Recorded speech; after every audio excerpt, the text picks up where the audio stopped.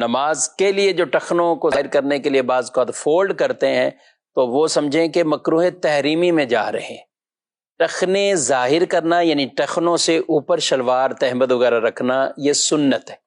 اگر کوئی نیچے رکھتا ہے اور تکبر وغیرہ کی نیت نہیں ہے تو یہ خلاف سنت مکروہ تنزیہی عمل ہوا، نماز ہو جائے گی۔ اس نماز کو لوٹانا یعنی دوبارہ پڑھنا یہ واجب نہیں۔ لیکن اگر کوئی شخص اس کی جگہ ٹخنے ظاہر کرنا یعنی ٹخنوں سے اوپر شلوار رکھنے کے لیے نیفے سے فولڈ کرتے ہیں، اور اسی طرح بعد پینٹ کو نیچے سے فولڈ کرتے ہیں اور ان کو ٹخنوں سے اوپر لے آتے ہیں، تو یہ جو فولڈ کرنا ہے نا، یہ مکروہ تحریمی عمل ہے۔ رسول اللہ صلی اللہ علیہ وآلہ وسلم کی حدیث مبارکہ ہے کہ مجھے حکم دیا گیا ہے کہ 7 ہڈیوں پر میں سجدہ کروں۔ مجھے حکم دیا گیا 7 ہڈیوں پر سجدہ کروں۔ وہ 7 ہڈیاں کون سی ہیں؟ 2 یہ ہاتھ، گھٹنے، 2 پاؤں اور یہ پیشانی۔ پیشانی کا لگنا زمین پر یہ فرض، اور ناک کا لگنا، ناک کی ہڈی کا لگنا یہ واجب۔ تو یہ 7 ہڈیاں ہوئیں۔ فرمایا مجھے حکم دیا گیا 7 ہڈیوں پر سجدہ کروں اور اپنے بالوں اور کپڑوں کو نہ سمیٹوں۔ بال بھی یعنی جیسے چٹیا وغیرہ یا اس طرح کو بنانا، کپڑے بھی نہ سمیٹوں۔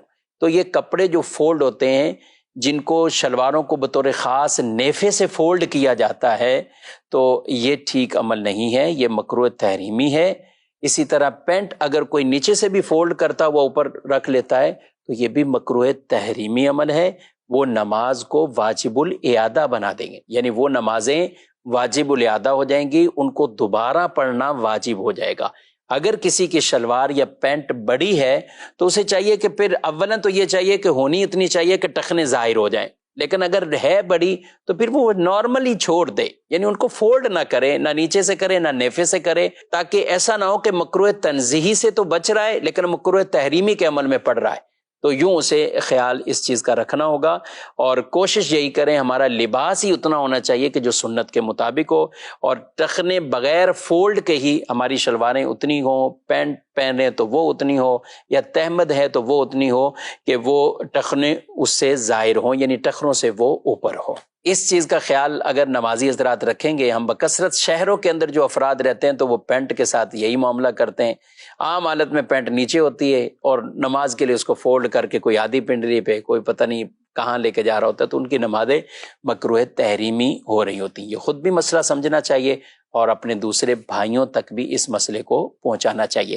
ہاتھ کے بعض اوقات یہ کلائیاں آدمی وضو کر کے آتا ہے، تو اب یہ وضو کیا اور اب یہ وضو کر کے آئے، اب اسی طرح ہی آپ نماز شروع کریں گے کہ تو یہ نماز بھی مکروہ تحریمی ہے، یہ نماز بھی آپ، جی ہاں، یہ نماز آپ کی مکروہ تحریمی، یعنی اس نماز کو بھی دوبارہ پڑھنا یہ واجب ہوگا۔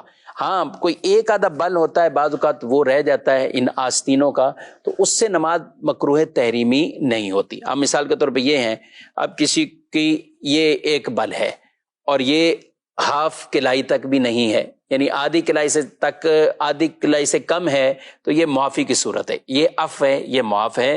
لیکن شلوار کے نیفوں کے حوالے سے یہ نہیں کہا جائے گا کہ وہاں ایک بل وہ چھوٹ ہے، پینٹ کے اندر نیچے سے ایک بل کو چھوٹ ہے، ایسا نہیں ہے۔ یہ صرف یہ جو حکم ہے یہ کلائیوں اور ان بازوں کے حوالے سے، کیونکہ عام طور پہ وضو کے بعد کچھ نہ کچھ یہ کپڑا ایسے فولڈ رہ جاتا ہے، لیکن جو نیچے ہی نہیں کرتے اور یہاں تک چڑھا ہوا ہے اور اسی طرح آگے نماز شروع کر دی، تو ان کی نماز بہرحال مکروہ تحریمی واجب الاحدہ ہو رہی ہوتی ہے۔ یہ دین کے مسائل جب ہم سیکھیں گے، سمجھیں گے، اور نماز کو جیسا حکم ہے ویسا پڑھنا ہے۔ جی ہاں، فرمایا جس نے وضو کیا ویسا جیسا حکم تھا اور نماز پڑھی ویسے جیسا حکم تھا، اس کے گناہ اللہ بخش دیتا ہے۔ تو بخشش بھی چاہیے، تو ان احکامات کو پورا کما حق ہمیں بجا لانا یہ بہت اہم اور ضروری ہے۔ اللہ پاک مجھے آپ کو عمل کی توفیق عطا فرمائے۔